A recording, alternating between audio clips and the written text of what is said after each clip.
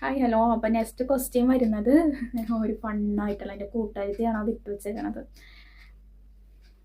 ഇതാണ് കേട്ടോ ചോദിച്ചേക്കണം, വാളിൽ കാണുന്ന സ്റ്റിക്കർ എവിടെ നിന്നാണെന്ന്. ഇതിനൊക്കെ ഞാൻ എന്ത് മറുപടി പറയാനാ? സത്യം പറഞ്ഞാൽ ഇത് സ്റ്റിക്കറല്ല ഗൈസ്, ഞങ്ങൾ കുത്തിയിരുന്ന് വരച്ചതാണ് കേട്ടോ. സത്യം പറഞ്ഞാൽ ഞാൻ ചേച്ചിയും കൂടി ഇരുന്ന് വരച്ചതാണ്. അപ്പുറത്തെ റൂമിലുണ്ട്, അത് ഞാൻ ഒറ്റക്ക് വരച്ചതാണ് കേട്ടോ.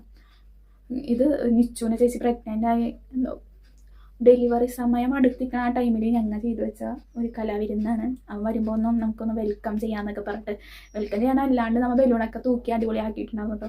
ആ വീഡിയോ ഒക്കെ മിസ്സായിപ്പോയി ഗൈസ്. അതൊക്കെ ഓർക്കുമ്പോൾ നമുക്ക് ഇപ്പോഴും സങ്കടം. അതേപോലെ അച്ഛൻ്റെ കൂടെ ഉണ്ടായിരുന്ന കുറേ ഫോട്ടോസ്, അതൊക്കെ ചെറിയൊരു ടച്ച് ഫോൺ ഉണ്ടായിരുന്നു നമ്മുടെ കയ്യിൽ, അതിലായിരുന്നു. അപ്പോൾ ഇതൊക്കെ ഓർക്കുമ്പോൾ ഭയങ്കര സങ്കടമാണ്. നമ്മൾ ഇങ്ങനെ സൂക്ഷിച്ച സാധനം, അന്ന് ഇൻസ്റ്റാഗ്രാമോ കാര്യങ്ങളോ ഞാൻ യൂസ് ചെയ്യാറില്ലായിരുന്നു. അതുകൊണ്ട് തന്നെ നമുക്ക് ഇൻസ്റ്റാഗ്രാമിൽ പോസ്റ്റ് ചെയ്യാൻ പറ്റില്ല. അങ്ങനെയൊക്കെ പോസ്റ്റ് ചെയ്തിരുന്നെങ്കിൽ നമുക്ക് ഫോൺ പോയാലും നമുക്ക് അത് ലോഗിൻ ചെയ്ത് കയറിയിട്ടാണെങ്കിലും കാണാൻ പറ്റുമല്ലോ. ഇത് നല്ല കുറേ ഫോട്ടോ ഞങ്ങൾ മുന്തിരിത്തോപ്പി നിൽക്കണം, അച്ഛനും അമ്മയും ഞാനൊക്കെ കൂടി വേളാങ്കണ്ണി പോയി എടുത്തത്.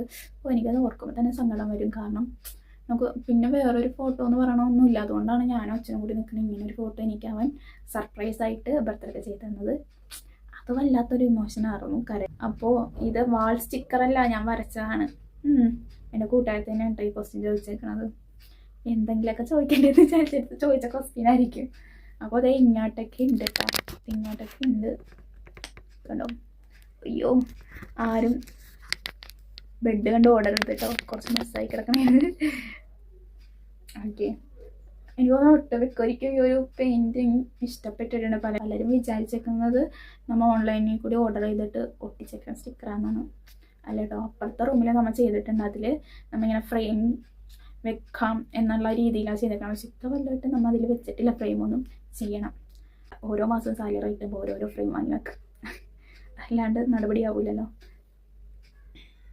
അപ്പോൾ ഈ ക്വസ്റ്റ്യനുള്ള ആൻസറും കിട്ടിയിട്ടുണ്ട്.